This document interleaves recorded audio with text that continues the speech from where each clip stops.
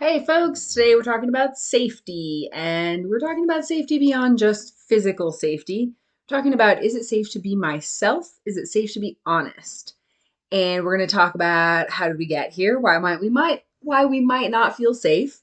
Um, we're going to talk about the internal experience, and we're going to talk about externally evaluating for, is it safe right now? I'm Jen.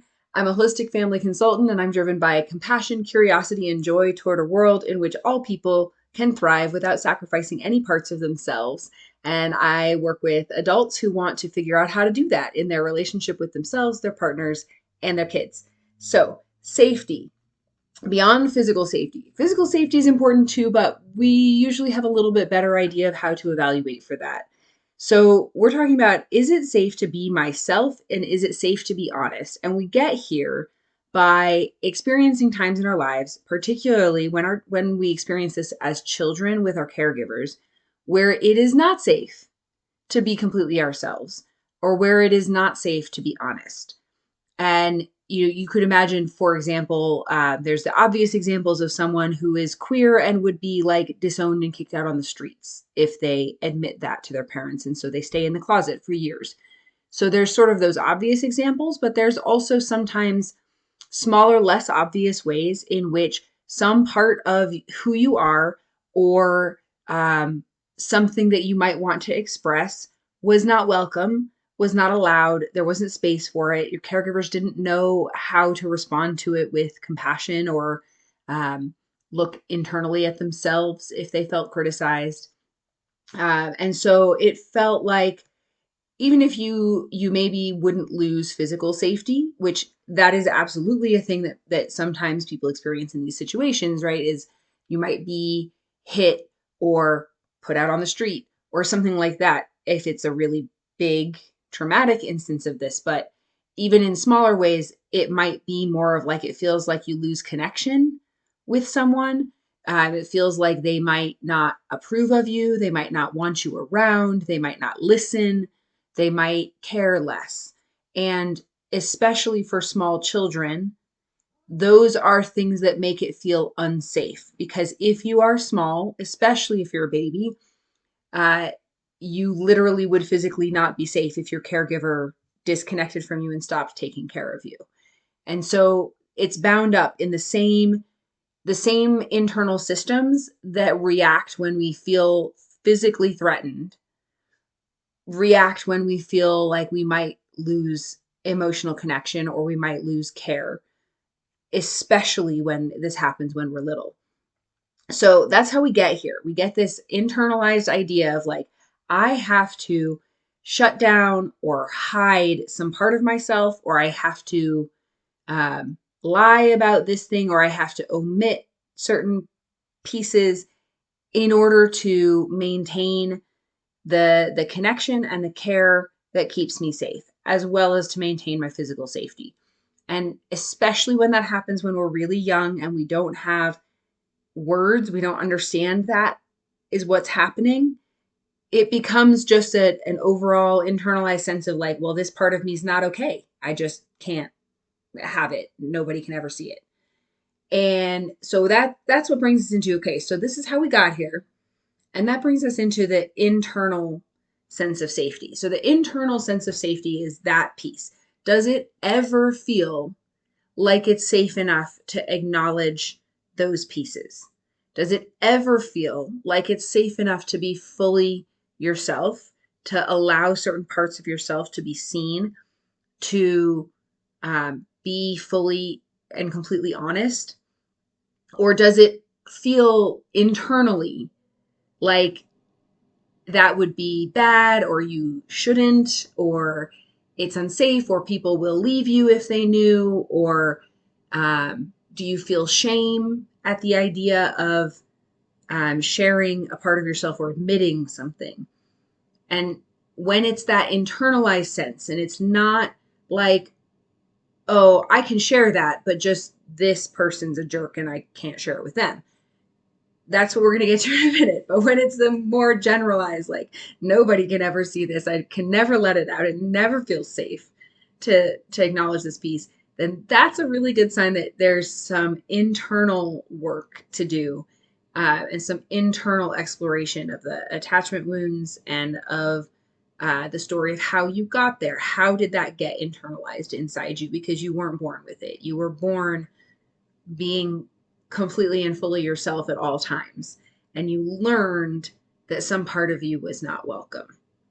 So once that internal work is done, because that has to come first, because if it never feels safe, then it's not possible to evaluate around you and see that it might be safe. So the internal piece has to come first. But once that has been started, doesn't have to be finished. But once that has been started and you can start to see how that internal sense might not be helpful or relevant all the time anymore, then you can start to look externally and evaluate in individual situations or with individual people. Is it safe in that relationship, or is it safe in that moment to be fully honest and be fully yourself? And it's really important to differentiate, because the reality is it will not necessarily always be safe. So this is not a just get over that and just be yourself, because the reality is that that might not be an option that is truly a good or safe idea in all situations.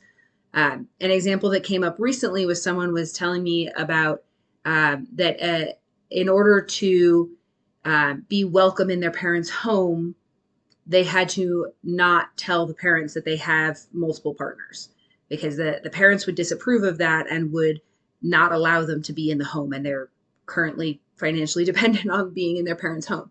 So it is true in present time that for that person, it is not safe to be openly non-monogamous in the relationship with their parents. That does not mean that it is never okay for them to be openly non-monogamous. There are no situations, and that there might not be a future time in which they can be in all facets of their life when they're out of that current living situation. So that's an example of evaluating for the reality. And for that person, it would not be a safe idea to be openly non-monogamous in their parents' home. That is genuinely a situation in which they are doing what they need to do to get through and to survive. And that's important. We don't want to throw out those really smart, brilliant survival strategies just because we want to be ourselves. It might be information that we want to orient to more situations in which we don't have to compromise ourselves in order to survive. But we also are going to do what we need to do when we are in a situation where it is not safe to allow some part of ourselves. On the other side of that, though, as you evaluate and you go, I think that in this situation or in this relationship, it might be safe to let out this part of myself that I've been afraid to let out, or this part of my self that feels shameful or unwelcome, or that I have this story that I'm going to be rejected if I let it out. And often people get a little stuck there because they have experienced that being true. They've experienced times in which they let that out and did get rejected. And that's the piece of like, it is in fact not always safe. And this is one of the things that happens when I work with people, is that very slowly, I would never ask somebody to let out all the pieces on day one, the first time they've met me. And honestly, some people come in desperately needing to let those pieces out, and that's welcome too. But when somebody has this guard up of like, no, if I let those pieces out, you're going to reject me. You're never going to want to talk to me again.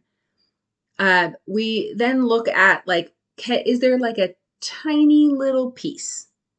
Like a tiny little piece that even if you're having this emotional reaction to it, your brain knows I'm probably not going to reject you if you let out the little shameful piece of you don't load the dishwasher every day.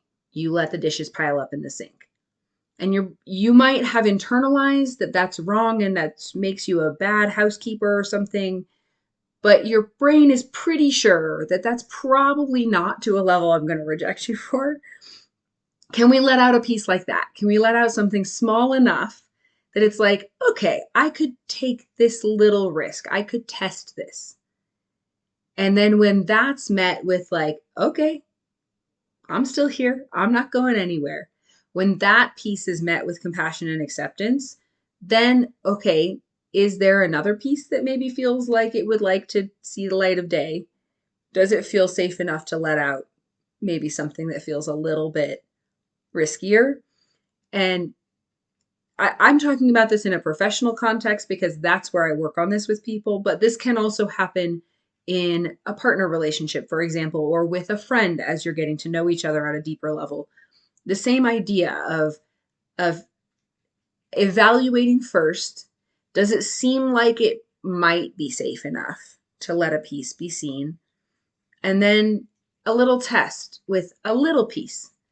If I let that little piece be seen and it's met with criticism or judgment or something, then okay, I've learned that it was not actually safe. This is not the place to let out the bigger pieces that I really feel vulnerable about. But if that little piece is met with compassion, empathy, kindness, acceptance, then it's like, okay, it feels a little bit safer. And then testing a little bit more. And it's a gradual test. And then what did that feel like? How was that met? And evaluating what are the depths of safety that are possible in a particular relationship or a particular moment or situation. And there's one more piece here that I want to address, which is um, there's an oxymoron that sort of happens when someone has experienced abuse in the past. And that is that it is common for episodes of abuse to be preceded by periods of feeling more closeness, more safety, more vulnerability being welcome. And so it feels really good, it feels really connected, it feels really safe. And so when the victim then allows more parts to be vulnerable and to be seen, it's not just that those parts are rejected, but then the vulnerability that's shown is what is weaponized or taken advantage of. And that brings on abuse. And when that has happened, it is so much harder to allow and to really trust, because it feels like there's a sense of like, okay, that might have felt safe for now. And it just takes a much longer and slower pace to build the kind of sense of trust of like, oh, and it's going to continue to feel safe. There's not going to come a moment where the other shoe drops and now I'm, now all of that vulnerability that I've let out, now that my heart is bare, now is when I'm being attacked. And so I just want to really bring a lot of compassion to, if that resonates with you, if you've had the experience of trying to open up a little bit of vulnerability and then that feeling dangerous, even if the feedback you're getting is that it's fine for you to be vulnerable, that it's safe, but it still feels internally like, no, that's not actually safe, then that's a piece to have compassion with and to offer more space and more um, time, and to not bring a sense of like, but I should be able to. Shoulds are never helpful. And it's also an indication that professional support might be helpful, because most people, even if they love you and care deeply about you in friend or partner relationships, just don't have the depth of understanding of how human brains and nervous systems and bodies work to be able to understand how to support that in a way that is going to feel good to you and good to them. And it's also a lot to ask of somebody who may not have signed up for that. So bringing you all love and compassion as you work to find and figure out where it's safe to fully be and express yourselves as the wonderful, unique, incredible, beautiful humans that you are. And you can find me at my website as always, and I look forward to connecting with you soon.